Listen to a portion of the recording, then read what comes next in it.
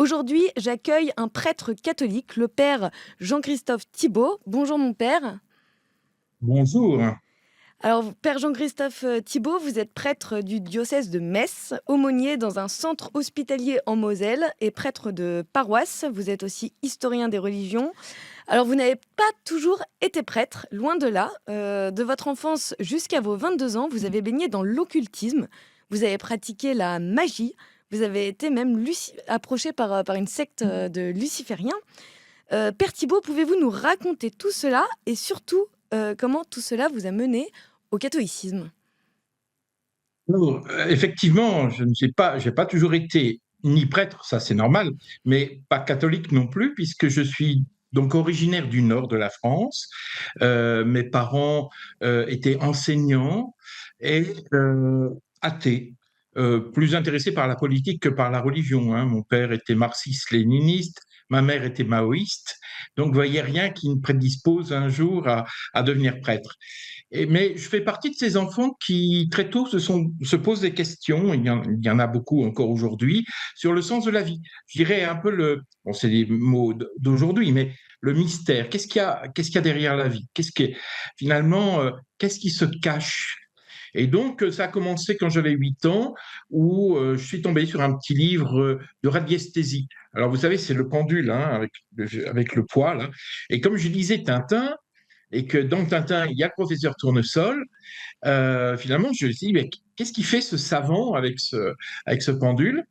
Et puis, en lisant le livre, j'ai découvert que, alors, je n'avais pas tout compris, mais j'avais compris au moins une chose, c'est qu'on pouvait retrouver des objets qui étaient perdus grâce au pendule, que ça permettait de capter certaines ondes. Bon, c'était un peu naïf, hein, je n'avais pas plus de compréhension que ça du phénomène, mais en l'appliquant, alors mes parents à cette époque-là habitaient dans une ferme très isolée, sans eau, sans électricité, c'est une expérience écolo, et donc j'avais à disposition un grand jardin. J'ai demandé à mon petit frère de cacher, j'avais 8 ans, hein, donc très très jeune encore, des objets, et moi avec mon petit pendule, eh bien je retrouvais peut-être pas tout, mais une partie de ces objets. Et c'est là où, quand j'en ai parlé à mes parents, ils m'ont dit, mais ça, c'est du hasard, c'est le pur hasard.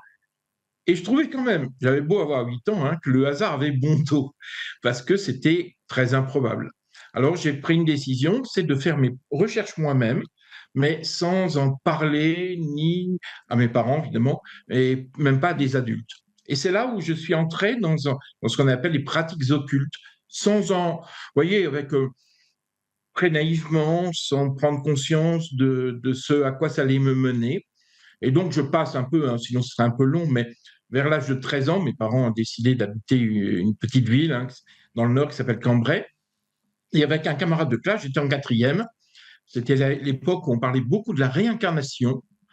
Et je me demandais, enfin, je me posais la question si on pouvait retrouver des souvenirs enfouis de nos vies antérieures. C'était un peu la mode, hein, à cette époque-là. Et donc, était tombé sur un livre d'un psychothérapeute qui pratiquait, un Américain, hein, qui pratiquait l'hypnose et qui prétendait avoir permis à une de ses patientes de retrouver des vies antérieures. Et décrivant comment il fallait faire, avec mon copain de classe, on a décidé de reproduire cette expérience.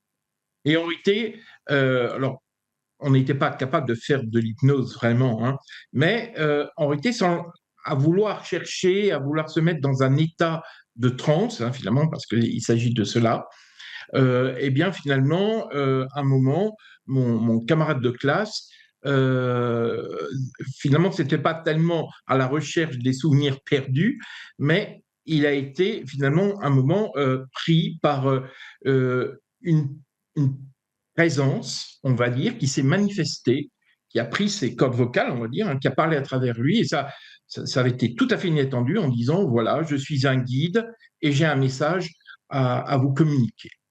Alors, on avait obtenu ça en reproduisant, en croyant faire de l'hypnose. En réalité, aujourd'hui, le terme, c'est qu'on a fait du spiritisme.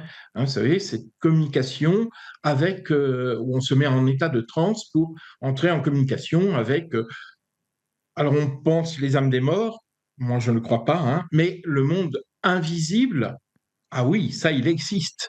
Et c'est le monde, mais malheureusement, c'est le monde démoniaque. Et à partir de là, eh bien, nous avons été touchés, on va dire, par deux esprits. Hein, nous disions des esprits, qu'on croyait des esprits ayant de grandes connaissances. Alors, ils nous avaient appris un tas de techniques pour pouvoir entrer plus rapidement en contact avec eux, en utilisant à la fois des exercices de méditation, des exercices également respiratoires, enfin un certain nombre de techniques qui avaient qu'un but, c'est finalement permettre de se mettre dans un état modifié de conscience qui finalement nous rend sensibles au monde invisible. Alors moi, je n'étais pas très doué, j'avoue. J'étais moins sensible, mais mon copain était un hypersensible de type médiumnique. Hein. Bon.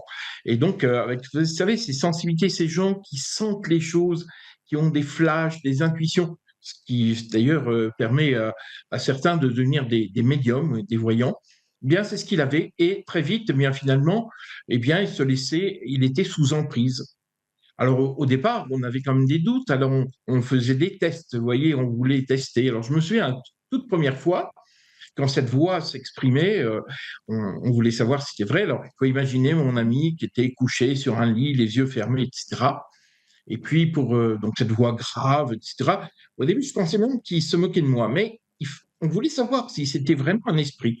Alors, on avait fait une expérience, et donc la toute première, je faisais un dessin, donc lui, il était allongé, les yeux fermés sur le lit, etc.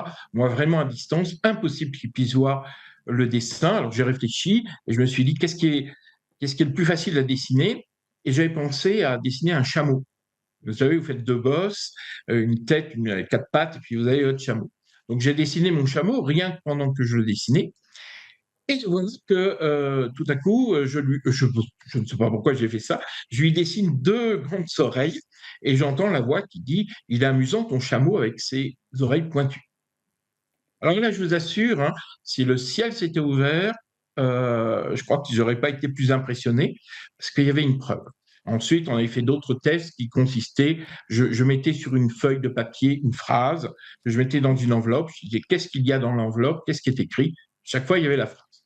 Donc, nous étions prêts, mûrs, si je puis dire, pour pouvoir accueillir un enseignement qui nous a été donné, voilà. Et c'est là où, comme tant de gens, j'en ai rencontré des centaines par la suite qui font cette expérience du monde invisible, eh bien, nous avons été sous emprise. Et ça va durer très longtemps parce que ça va durer jusqu'à 2 ans après le bac et quasiment tous les jours. Et là, si vous voulez, il y avait deux choses principales. C'est on nous donnait à la fois un enseignement où le vrai et le faux étaient très mêlés. Et ça, c'est typique. Hein.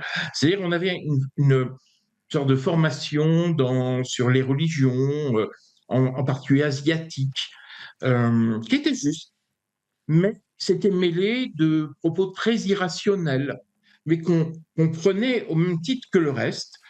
Par exemple, pour vous dire un peu les choses, on nous disait que la Terre était creuse, qu'elle était habitée par des géants, on nous disait qu'on était d'origine extraterrestre, etc., etc. Vous voyez, et finalement, on mettait tout sur le même plan parce qu'on était tellement persuadés de communiquer avec des êtres qui ont des connaissances qui nous dépassent que finalement, on a tout, voilà, on a tout un petit peu tout mêlé.